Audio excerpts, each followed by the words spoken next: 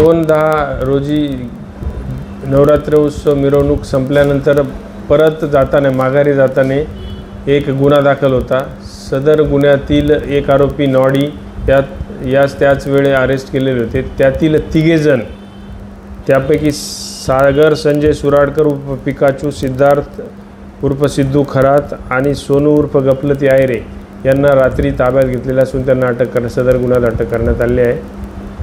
Sir, यांच्यावर प्रतिबंधात्मक काय कारवाईचे त्यांना आता अटक केलेली आहे, तपास सुरू आहे, त्यांच्यावर योग्य ती प्रतिबंधक कारवाई केली जाईल।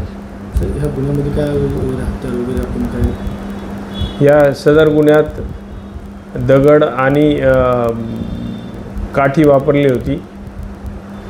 तपास चालू असून सर यांची पार्श्वभूमी वगैरे काय, गॅंग वगैरे चालतं असं काय? यांच्यावर 6-7 गुन्हे दाखल आहेत दोघांवर। त्यांच्यावर त्याप्रमाणे योग्य ती प्रतिबंधात्मक कारवाई केली जाईल।